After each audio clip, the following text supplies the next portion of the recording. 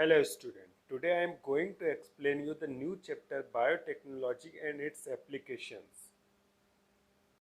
Applications of biotechnology. Biotechnology includes the various branches of science such as biochemistry, microbiology, genetic engineering, physiology, chemical engineering, biophysics and fermentation technology. जो biotechnology से होती है इसमें science की बहुत सारी branches को इंक्लूड किया गया है, जैसे जैव रसायन हो गया, आपका सूक्ष्म जीव विज्ञान हो गया, जेनेटिक इंजीनियरिंग हो गई, कार्य की हो गई, केमिकल इंजीनियरिंग हो गई, बायोफिजिक्स हो गया, फर्मेंटेशन की जो टेक्नोलॉजी है, इन सभी को इंक्लूड किया गया है बायोटेक्नोलॉजी में। Our life in various sector are much influence by the biotechnology. हमारा जीवन तथा बहुत सारे क्षेत्र ऐसे होते हैं जिसमें बायोटेक्नोलॉजी का अपना एक इंटरफेरेंस दखल है। कुछ एग्जाम्पल यहाँ नीचे दिए गए, जैसे फूड। बायोटेक्नोलॉजी के द्वारा जो फूड है उसके प्रोडक्शन में इंक्रीमेंट हुआ है, जैसे formation of yeast, algae, single cell protein. इन सभी का जो फॉर्मेशन हुआ है वो किससे हुआ? बायोटेक्नोलॉजी की हेल्प से। फार्मास्यूटिकल इंडस्ट्रीज में क्या होता है कि मेडिसिन फॉर्म की जाती है, तो जैसे production of enzyme, hormones, antibiotic substance, interference and vitamin, ये सब क्या हैं? एज अ मेडिसिन के फॉर्म में यूज़ किए जाते हैं। तो ये सब किसके द्वारा संभव हुआ है, पॉसिबल हुआ है? बायोटेक्नोलॉजी के द्वारा। एल्कोहलिक बेवरेज, जो ड्रिंक होती है जैसे बियर, वाइन, विस्की, इन सभी का जो फॉर्मेशन हुआ है बायोटेक्नोलॉजी की हेल्प से हुआ है। नॉन एल्कोहलिक बेवरेज, ऐसे बेवरेज जो पेय पदार्थ जिसके अंदर क्या नहीं होता, एल्कोहल नहीं होता है, उनको नॉन एल्कोहलिक बेवरेज कहते हैं। और इनका भी जो फॉर्मेशन हुआ, जैसे curing of coffee beans and tea leaves of fermentation due to the microbial action। जैसे टी जो लीव होती है वो ग्रीन कलर की होती है, लेकिन जब आप पीते हो तो उसका कलर कैसा होता है? ब्राउन कलर होता है। तो इसमें फर्मेंटेशन की प्रोसेस की जाती है in the presence of microbial या माइक्रो ऑर्गेनिज्म। उसी तरह जो कॉफ़ी बीन्स होते हैं, शीड होते हैं, हार्ड होते हैं, लेकिन उसको कन्वर्ट किया जाता है किसमें? पाउडर फॉर्म में। तो इसको भी फर्मेंटेट किया जाता है in the presence of microorganism. Energy production में फ्यूल के फॉर्म में यूज किया जाता है। Biogas, gasohol have been develop from biotechnology. जैसे बायोगैस का जब जनरेशन किया जाता है तो उसके अंदर बहुत सारे माइक्रो ऑर्गेनिज्म होते हैं जो गोबर जो होता है उसको क्या करते हैं? फर्मेंटेट करते हैं, जिससे गैस प्रोड्यूस होती है। उस गैस को मेथेन गैस या मार्च गैस कहते हैं, जिसका कॉमन नेम है biogas. Biofertiliser, these are nitrogen fixing microorganisms which are found either in the soil or associated with the plant। जो ऐसे माइक्रो ऑर्गेनिज्म जो कि एटमॉस्फेयर की नाइट्रोजन को फिक्स कर देते हैं सॉइल्स के अंदर, या तो सॉइल के अंदर ये फ्री स्टेट में रहते हैं या प्लांट के साथ एसोसिएटेड होते हैं। तो ऐसे जो माइक्रो ऑर्गेनिज्म होते हैं उनको बायो फर्टिलाइजर कहते हैं, क्योंकि सॉइल की फर्टिलिटी को क्या करते हैं? इंक्रीज करते हैं। एग्रीकल्चर इंडस्ट्रीज, खेती में बायोटेक्नोलॉजी का क्या इंपॉर्टेंस है वो देखते हैं। Selection and cloning of plant varieties, plant को सिलेक्ट करना, उससे क्लोन फॉर्म करना। सोमेटिक हाइब्रिडाइजेशन करना तथा जर्म प्लास का एक्यूमुलेट करना, मतलब जो जेनेटिक मटेरियल होता है उसको संग्रहित करना। ये सारी प्रोसेस जो संभव होती है वो बायोटेक्नोलॉजी के द्वारा होती है, ताकि अधिक क्वांटिटी में आप ज़्यादा से ज़्यादा प्लांट को ग्रो कर सकें, उनका प्रोडक्शन कर सकें। केमिकल इंडस्ट्रीज, बहुत सारे केमिकल सब्सटेंस होते हैं बायोटेक्नोलॉजी की हेल्प से फॉर्म किए जाते हैं। ऑर्गेनिक एसिड्स में जैसे lactic acid, citric acid, gluconic acid और एसिटिक एसिड, इन सभी का जो फॉर्मेशन होता है बायोटेक्नोलॉजी से होता है, क्योंकि ये फर्मेंटेशन की प्रोसेस के द्वारा फॉर्म होते हैं इन the presence of micro organism. Enzyme का फॉर्मेशन बायोटेक्नोलॉजी की हेल्प से हुआ है। विटामिन हो गए B2, B12। एंटीबायोटिक जो फॉर्म किए जाते हैं वो माइक्रो ऑर्गेनिज्म से किए जाते हैं। वैक्सीन होती है, तो वैक्सीन में एक्चुअल में क्या होता है कि जो पैथोजेंस होते हैं वो माइक्रो ऑर्गेनिज्म होते हैं, या तो उनको अलाइव बॉडी के अंदर इंजेक्ट किया जाता है या तो उनको किल करके बॉडी के अंदर इंजेक्ट किया जाता है। हार्मोन्स जो होते हैं, जैसे ह्यूमन इंसुलिन हार्मोन को सिंथेसाइज किया जिसको ह्यूमुलिन कहते हैं, तो बायोटेक्नोलॉजी की हेल्प से हुआ है। फॉर्मेशन ऑफ हार्मोन्स, इंटरफेरॉन, इन सभी का जो फॉर्मेशन किया गया बायोटेक्नोलॉजी के द्वारा किया गया। टिश्यू कल्चर, मतलब एक टिश्यू के द्वारा पूरे प्लांट को डेवलप कर लेना। इस प्रोसेस को टिश्यू कल्चर कहते हैं। ये आर्टिफिशियली लेबोरेटरी में किया जाता है with the help of biotechnology. Steroid का फॉर्मेशन करना है, जैसे मेल सेक्स ऑर्गन होते हैं, फीमेल सेक्स ऑर्गन्स होते हैं, इनका नेचर जो होता है स्टेरॉइड होता है। इनको जो लेबोरेटरी में फॉर्म किया जाता है वो बायोटेक्नोलॉजी की हेल्प से होता है। इसके अलावा सीवेज का ट्रीटमेंट, घरों से जो गार्बेज निकलता है, जो कूड़ा करकट निकलता है या एक्सक्रीटरी जो प्रोडक्ट निकलता है उसको सीवेज कहते हैं। तो इसको ट्रीट कैसे किया जाता है? तो इसको ट्रीट किया जाता है बैक्टीरिया की हेल्प से। डिफरेंट टाइप के जो बैक्टीरिया होते हैं उसको फर्मेंटेट करते हैं, सड़ाते हैं, जिससे सीवेज का ट्रीटमेंट हो जाता है। Applications of biotechnology in health and medicine. अब देखते हैं कि हेल्थ और मेडिसिन के क्षेत्र में बायोटेक्नोलॉजी की क्या क्या एप्लीकेशन है। पहला है development of vaccine for immunity. Body के अंदर इम्यूनिटी को डेवलप करने के लिए बॉडी के अंदर इंजेक्ट किए जाते हैं पैथोजन, जिसको वैक्सीन कहते हैं, और वैक्सीन को लगाने की प्रोसेस को वैक्सीनेशन कहते हैं। तो अब जो पैथोजेंस बॉडी के अंदर इंजेक्ट किए जाते हैं वो वीक पैथोजेंस होते हैं, या तो अलाइव फॉर्म में बॉडी के अंदर इंजेक्ट कर दिए जाते हैं, या उनको हीट किल करने के बाद बॉडी के अंदर इंजेक्ट किए जाते हैं। जैसे ही वो बॉडी के अंदर जाते हैं तो अपनी बॉडी उनके अगेंस्ट क्या फॉर्म करती है? एंटीबॉडीज फॉर्म करती है, जिससे बॉडी के अंदर इम्यूनिटी प्रोड्यूस होती है। जो वैक्सीन था उसको फर्स्टली इंट्रोड्यूस किया था एडवर्ड जेनर 1970 में। Louis Pasteur was first person who established the scientific basis of vaccines. वो चाहता लुईस पाश्चर पहले वैज्ञानिक थे जिसने वैक्सीनेशन की प्रोसेस का साइंटिफिक बेस बताया था।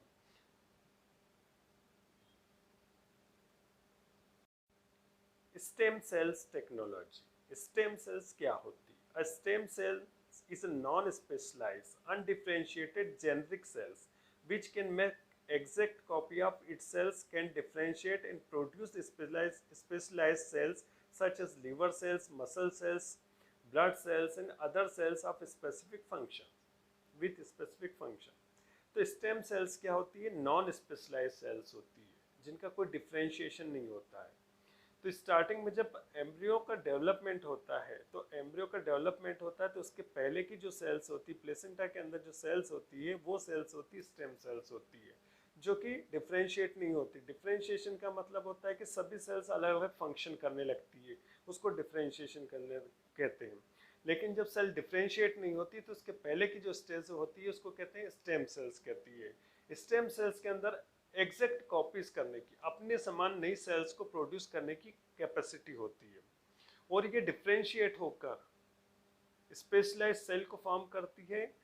जैसे लिवर सेल हो गई, तो अब ये लिवर सेल्स जो होगी वो किसका फॉर्म करेगी? बाइल जिसको सिक्रेट करने का। मसल सेल्स क्या करेगी? कॉन्ट्रैक्शन तो रिलैक्सेशन करेगी। ब्लड सेल्स क्या करेगी? ब्लड से रिलेटेड O2 तो CO2 को ट्रांसपोर्टेशन करेगी, और दूसरे जो स्पेसिफिक फंक्शन है वो करती है। तो स्टेम सेल्स क्या होती है? नॉन स्पेशलाइज्ड अनडिफरेंशिएटेड सेल्स होती है, उनको स्टेम सेल्स कहते हैं। Stem cells are found in the multicellular organism. Stem cells केवल मल्टीसेल्युलर ऑर्गेनिज्म में होती है। Stem cell divide regularly and renew and repair the existing cells. Stem cell continuously क्या होती है? डिवाइड होती रहती है, और जो पुरानी सेल्स होती है उनको रिन्यू तथा रिपेयर करने का काम करती है। तो इन सेल्स को स्टेम सेल्स कहते हैं। You can see in this diagram what is the stem cells. तो ये जो अनडिफरेंशिएट सेल्स है, सभी सेल्स सेम होगी, इन सभी का जो फंक्शन है स्टार्टिंग में कैसा होगा? सेम होगा।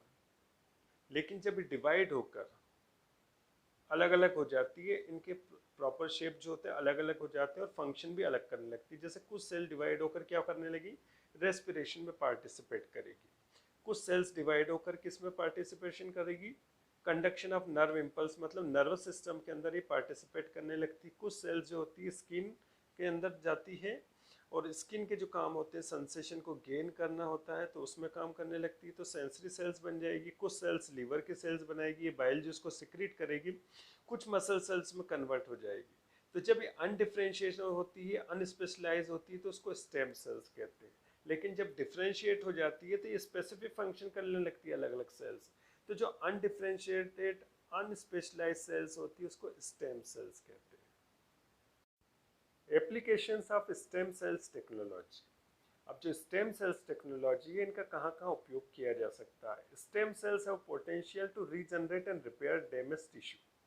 जो स्टेम सेल्स होते हैं उनके अंदर कैपेसिटी होती है रीजनरेट करने की और रिपेयर करने की। तो बॉडी के अंदर ऐसी जगह पे जहाँ पर क्या हो गए, कुछ इंजरीज हो गई और टिश्यू डैमेज हो गए, तो वहाँ पर अगर इंजेक्ट कर दी जाती है कौन सी सेल, स्टेम सेल्स, तो वो जो सेल्स होती है उनमें रीजनरेशन होता है और वहाँ का जो एरिया डैमेज हो चुका होता है, टिश्यू डैमेज हो चुके होते हैं, उनको रिपेयर करके हील कर देती है।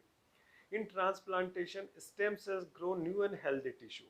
जब इनका ट्रांसप्लांटेशन किया जाता है ऐसी जगह पर वहाँ की सेल्स जो होगी डैमेज हो गई है, तो वहाँ पर जब इनका ट्रांसप्लांट किया जाता है तो ये सेल्स वहाँ जाकर ग्रो करेगी न्यू सेल्स को तथा हेल्दी टिश्यू को फॉर्म करेगी, वो एरिया हील कर देगी।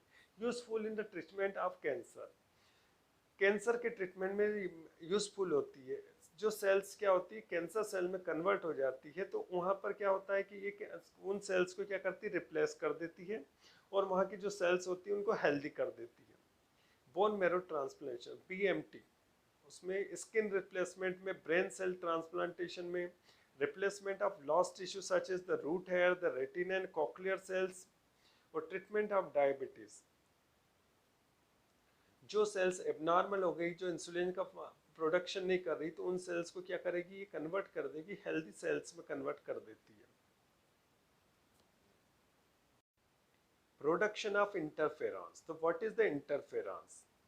जब बॉडी के ऊपर कोई वायरस अटैक करता है तो अपनी बॉडी उसके अगेंस्ट जो प्रोटीन फॉर्म करती है उसको इंटरफेरॉन कहते हैं। तो इंटरफेरॉन एंटीवायरल प्रोटीन होता है जो कब जब वायरस बॉडी के अंदर अटैक करेगा तो अपनी बॉडी उसके अगेंस्ट क्या बनाएगी, प्रोटीन बनाएगी, उसको क्या कहेंगे, इंटरफेरॉन कहेंगे। Viral interference, the protective nature of virus is called viral इंटरफेरेंसी।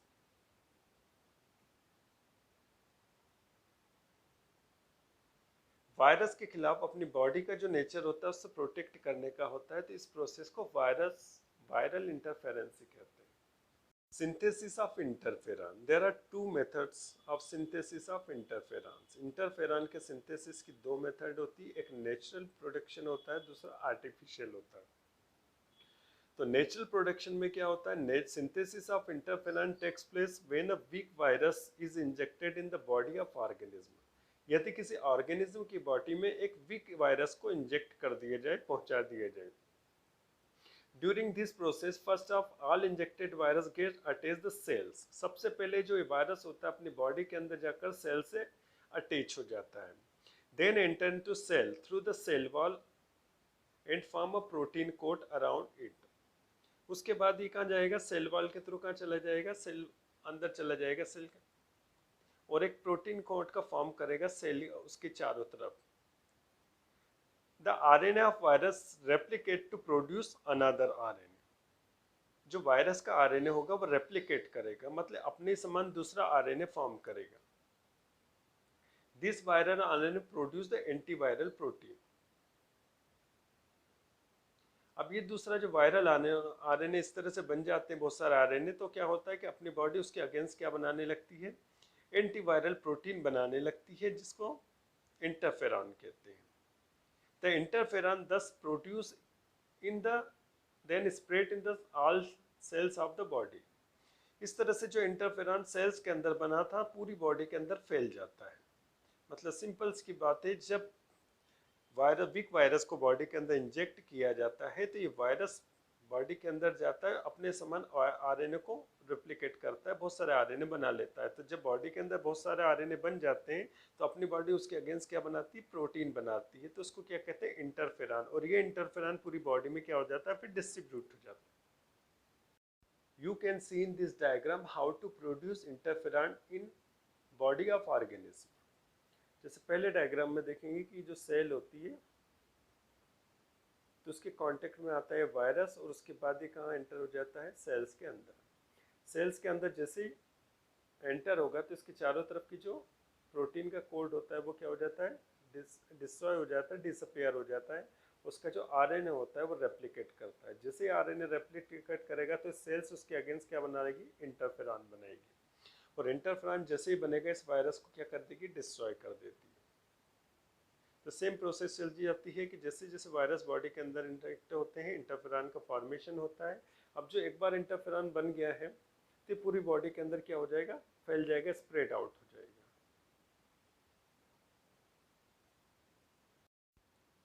Artificial synthesis of interferon given by the Gilbert and Weissman in 1980। इस प्रोसेस को दिया था गिलबर्ट तथा विसमैन ने दिया था 1980 में दिया था। इस प्रोसेस के अंदर बहुत सारी स्टेप्स होती, तो पहली स्टेप्स में क्या करेंगे, mRNA encoding human leukocyte in interferon isolated from the leukocyte of human beings. Human beings की जो ल्यूकोसाइट्स होती है, ल्यूकोसाइट्स कहाँ होगी, डब्ल्यूबीसी के अंदर होगी, तो उसमें से क्या निकालेंगे, एमआरएनए को निकालेंगे। अब इस एमआरएनए को यूज किया जाएगा और इसके यूज में क्या होगा कि इसके ऊपर कॉम्प्लीमेंट्री डीएनए को फॉर्म किया जाएगा with the help of reverse transcriptase enzymes. तो सबसे पहले ह्यूमन ल्यूकोसाइट से क्या आइसोलेट किया है, एमआरएनए। अब ये एमआरएनए वर्क करेगा टेम्पलेट की तरह से और इसके ऊपर फॉर्म होगा कॉम्प्लीमेंट्री डीएनए cDNA। किसकी हेल्प से, रिवर्स ट्रांसक्रिप्टेज एंजाइम की हेल्प से। अब जो कॉम्प्लीमेंट्री डीएनए है इसको जोड़ दिया जाएगा किसके साथ, एक वेक्टर के साथ जो कि प्लाज्मिड होगा।